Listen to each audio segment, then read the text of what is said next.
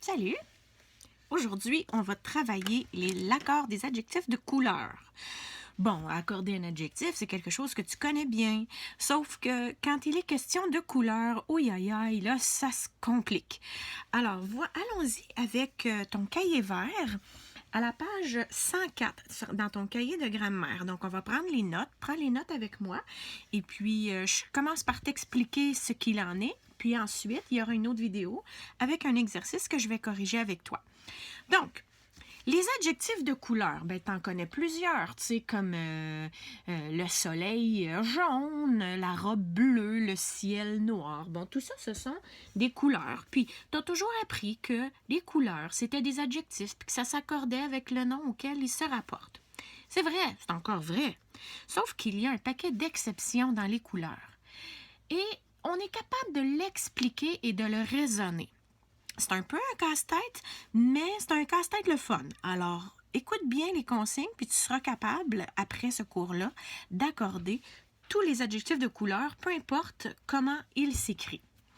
Alors, le principe de base, allons-y. Pour accorder une couleur, il faut d'abord identifier s'il s'agit d'une couleur simple. Je vais t'expliquer ce que ça veut dire après. Il faut préciser s'il s'agit d'une couleur simple ou d'une couleur composée.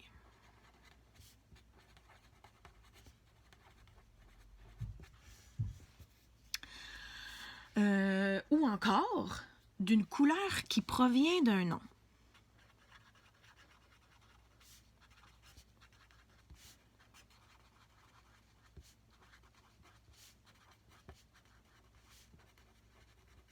Voilà. Une couleur simple, c'est une couleur qui va s'écrire en un seul mot. Une couleur composée, c'est que ça va s'écrire en deux mots. Et une couleur qui provient d'un nom, c'est que, par exemple, quand je vais dire que mon cartable est de couleur citron. Tu vois, le citron, c'est un nom, c'est un objet.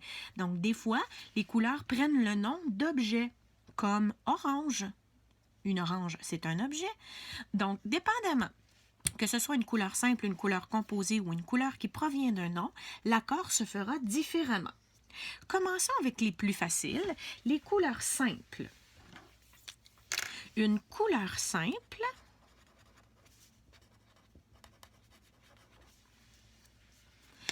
est un adjectif, bien sûr, qui s'accorde en genre et en nombre. Ça veut dire ça masculin ou féminin, ou singulier ou pluriel, avec le nom qu'il complète comme tous les autres adjectifs. Et cette couleur s'écrit en un seul mot. C'est une couleur simple, c'est juste un mot. Mon exemple que je voudrais te donner, ce serait par exemple les souliers rouges. Ici, si je prends un marqueur, ici, mon rouge prend un S parce que soulier est au pluriel. Donc, il prend le genre et le nombre. C'est masculin pluriel. Si je dis, par exemple, des fleurs orangées, orangé ici, puisqu'il s'accorde avec fleur qui est féminin pluriel, sera lui aussi au féminin pluriel. Donc, ES parce que fleur, c'est féminin pluriel. On va se donner plein d'exemples de couleurs simples. Je vais juste prendre mon stylo noir qui est ici. Des exemples de couleurs simples qu'on connaît, bien sûr, il y a le rouge, on l'a déjà utilisé, le bleu, tout ça, ça s'accorde. Le vert qui devient verte au féminin, le jaune, c'est des noms de couleurs, ça existe parce que c'est associé à une couleur. Même chose pour le brun. L'argenté. Attention, argenté, ce n'est pas une couleur. Par contre, argent, de l'argent, c'est un objet. Orangé, c'est une couleur. Par contre, orange, c'est un objet. Je pourrais aussi, comme adjectif de vert, de dire que le pré, au lieu de dire qu'il est vert, je pourrais dire il est verdoyant. Fait que c'est un adjectif de couleur simple. parce que je peux l'accorder verdoyante. Une souris grise, ben donc gris, c'est une couleur qui s'accorde. Elle a les cheveux blonds, ça aussi ça s'accorde, c'est une couleur. Violet, c'est une couleur. Noir, c'est une couleur. C'est sûr que là, si on rentre dans la théorie là, des arts plastiques, noir, non, effectivement, ce n'est pas une couleur. Mais en français, on le considère comme étant une couleur. Et là, il y en a beaucoup, beaucoup, beaucoup. C'est pour ça que j'écris un gros etc. Okay? Il y en a d'autres que celle-là, mais c'est juste pour te montrer qu'est-ce que je veux dire par couleur simple. On change de page. On est à la page... Ça, c'était la page 104.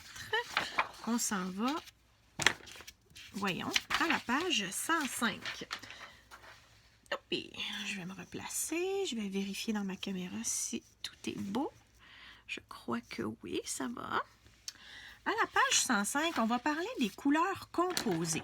Qu'est-ce qu'on veut dire par couleur composée? Alors, une couleur composée, et E parce que c'est féminin, hein, est formée de deux mots. Ces deux mots-là, en tout temps, ça veut dire toujours, en tout temps, une couleur composée est, je l'écris en majuscule, invariable. Ça veut dire que toujours, quand tu vois une couleur écrite en deux mots, c'est invariable. Si j'avais comme exemple des chemises, puis je veux dire qu'elles sont pas tout à fait bleues, sont pas tout à fait vert, j'écrirais des chemises bleu-vert avec un trait d'union, et je t'explique pourquoi tantôt il y a un trait d'union, ok? Des chemises bleu-vert. Même si chemise est féminin pluriel, bleu-vert va rester invariable.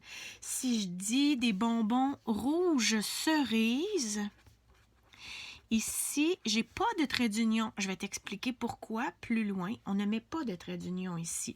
C'est bonbons, ça a beau être masculin pluriel, rouge reste au singulier et cerise reste au singulier, de la même façon que bleu est resté au singulier et que vert est resté singulier. Pourquoi? Parce qu'il y a deux mots pour faire le nom de la couleur. Je te donne d'autres exemples. Allons-y avec ce qu'on utilise souvent, hein? Vert pâle, ou jaune pâle, ou bleu pâle. Tout ce qui est pâle, ça fait partie du nom de la couleur, donc ça ne s'accordera jamais. Ici, il n'y a pas de trait d'union. Bleu marine. C'est marine hein, qu'il faut dire et non pas marin. C'est le bleu qui était à l'époque la couleur de l'habit de la marine. C'est pour ça qu'on dit marine. Les soldats, les marins. Même chose que pâle, je pourrais écrire brun foncé. C'est écrit en deux mots. Donc, si je dis que les murs sont peints brun foncé, je ne mettrai pas de S nulle part, même si les murs, c'est pluriel. Rouge vin, c'est deux mots, ça, pour déterminer la couleur. Un jaune doré. Est-ce que tu commences à comprendre ce que je veux dire? Deux mots pour désigner une couleur. Le bleu ciel, on aime ça, cette couleur-là. Savais-tu que la moitié de la planète a pour couleur préférée le bleu? Puis d'un autre côté, je vais te mettre ceux qui ont des traits d'union. Ceux-là n'avaient pas de traits d'union, je t'en mets avec des traits d'union là. Et puis, essaie de comprendre pourquoi de ce côté-là, il n'y a pas de traits d'union et de l'autre côté, il y en aurait. Je te laisse réfléchir. Si j'écrivais, par exemple, une couleur gris-bleu, il y aurait un trait d'union. Si j'écrivais jaune-orangé, ça aussi, ça prendrait un trait d'union. Et encore une fois, au pluriel, ça ne s'accorderait pas. Si j'écrivais rouge-orangé, au Québec, on dit plus rouge-orange, mais c'est orangé qu'on devrait dire. Comme dans mon exemple tantôt, bleu-vert, un espèce de jaune-vert, là, c'est vert super pâle qui tire sur le jaune. Donc là aussi, il y aurait des traits d'union. Et là aussi, il y a des etc. de chaque côté parce qu'il y en a plusieurs de chaque côté. Donc tout ça, ce sont des couleurs composées de deux mots. Il y en a avec des sans trait d'union. Il y en a avec trait d'union. Je ne sais pas si tu as compris pourquoi. Et sache qu'en aucun cas, ces mots vont s'accorder au pluriel. Comme dans l'exemple ici, des chemises bleu-vert, puis des bonbons rouge-cerise. Pas de S, pas de S, pas de E, ça ne s'accorde pas. Passons à l'autre étape maintenant. Les couleurs qui proviennent de noms. T'inquiète là, pour les traits d'union, là, je reviens tantôt, OK? La troisième catégorie, on avait parlé des couleurs simples, des couleurs composées et celles qui proviennent de noms. Allons-y avec les couleurs qui proviennent de noms. Il est très fréquent d'utiliser la couleur d'un nom ou d'un objet pour compléter un autre nom. Comme l'adjectif complète un autre nom, cet adjectif aussi a le même rôle. Lorsque l'adjectif de couleur est formé à partir d'un nom, il est toujours ou en tout temps, lui aussi en lettres majuscules, invariable. Depuis que tu es en deuxième année, on te dit que les adjectifs de couleur s'accordent. C'est un adjectif, une couleur. C'est vrai que c'est un adjectif. Mais maintenant, étant donné ton niveau de connaissance, tu es assez mûr pour comprendre que des fois, ça ne s'accordera pas. On va se donner des exemples. J'ai des murs couleur chocolat. Donc, des murs chocolat. Ici, même si mon nom ici est masculin pluriel, chocolat, c'est un nom, je ne vais pas l'accorder parce que c'est le nom d'un objet. Ça va? Des cartons orange. Donc ici, des cartons orange, c'est un objet, c'est un fruit. Même si mon nom ici est masculin pluriel, orange va rester comme ça, invariable sans S. Alors voici, dans ce petit tableau-là, et je ne te demande pas de retenir ça par cœur, OK? Sache que tu l'as dans ton cahier à un moment donné. Si tu en as besoin, tu peux toujours aller t'y référer. Puis dans Antidote aussi, ils te le disent. Quels noms? Ça, ce sont des noms qui servent comme des adjectifs de couleur. Acajou, ça, c'est une sorte d'arbre qui tire sur le rouge un peu. Chocolat, ivoire, l'ivoire, c'est blanc, mais sale un peu. C'était les défenses des éléphants, entre autres, sont faites en ivoire. Or, la couleur or, couleur acier. Cognac, c'est une boisson dorée un peu. Jade, c'est une pierre verte. Pêche, la couleur de la pêche, le fruit. Ardoise, c'est une pierre qui est noire, dont on se servait pour faire les tableaux. C'est gris-noir un peu. Corail, c'est orangé. Mais le corail, c'est dans la mer, c'est vivant. Kaki, c'est un fruit. Donc, kaki. Pêche, oh, elle a 2 fois, je m'en suis pas rendu compte. Argent, même chose, hein, de l'argent. Platine aussi, c'est une combinaison de métaux ensemble. Crème, quand on peint les murs crème, c'est pas blanc, c'est plus... il y a un petit peu de jaune dedans, comme la crème, la lavande, l'avocat, le cuivre, lilas, prune, bordeaux, c'est une sorte de vin. Émeraude, c'est une pierre précieuse verte, marine, rouille, la couleur rouille, la couleur brique, fraise, marron, c'est une noix qui pousse d'un arbre qu'on mange, pas vraiment ici, c'est plus en Europe. Rubis, la pierre rouge, bronze, framboise, moutarde, saumon, café, fuchsia, ça c'est rose. Noisette, des yeux noisettes, on entend souvent ça, hein? La couleur des yeux est noisette. Turquoise, c'est une pierre précieuse. Cerise, indigo, c'est l'indigo, c'est, oh, je me souviens plus. Je sais que c'est la dernière couleur de l'arc-en-ciel, mais c'est un objet. Il faudrait que j'aille vérifier ce que c'est. Olive et orange. Donc, toutes ces couleurs-là sont des objets et on ne peut pas mettre de S quand c'est au pluriel.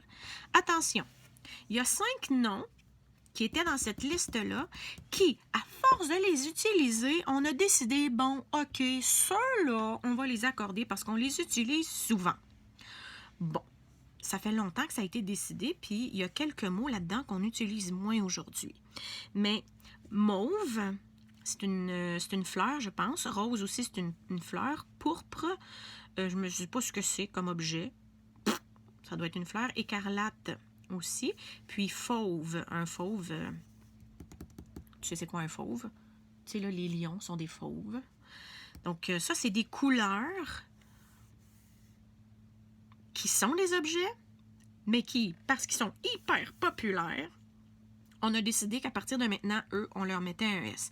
C'est ce qu'on appelle des exceptions. Tu peux te l'écrire ici, là. Les exceptions, eux autres, s'accordent. Des fois, hein, dans nos cahiers de notes, on se laisse des petites notes supplémentaires pour que ça accroche l'œil. Que quand on étudie, on l'ait d'en face. Donc, maintenant, on y arrive. On a nos traits d'union. Lorsqu'une couleur composée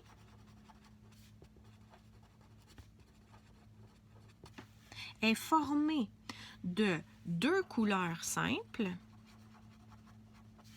les couleurs simples, souviens-toi, c'est les noms de couleurs qui ont juste dans la vie comme rôle d'être des noms de couleurs, là, comme bleu, jaune, comme vert.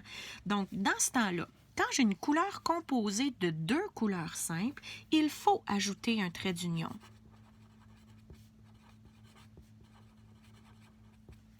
Un trait d'union. C'est une drôle de règle, mais c'est comme ça. J'imagine que quand ils ont décidé d'inventer la règle des noms de couleurs, ils se sont dit, tiens, on va faire un peu de fantaisie. Ça veut dire que mon fameux bleu-vert de tantôt, là, tu comprends qu'il y a un trait d'union parce que bleu, c'est une couleur simple et vert, c'est une couleur simple. Ça ne provient de rien d'autre que des noms de couleurs. Comme rouge-orangé, même chose. Rouge est une couleur, orangé, c'est une couleur et rien d'autre. Comme gris-noir. L'ardoise, c'est gris-noir. Même chose, là, il faut que je mette un trait d'union. Qu'il soit au singulier ou au pluriel, je mets un trait d'union. Bleu-violet. Ça, c'est quand on n'est pas sûr de la couleur. T'sais, on va donner deux teintes, puis imagine le mélange de ces deux-là. C'est ça que ça veut dire, hein? Des fois, on fait ça. Lorsque ce n'est pas le cas, c'est-à-dire que ce n'est pas deux couleurs simples, il ne faut pas ajouter de trait d'union. Il ne faut pas ajouter de trait d'union.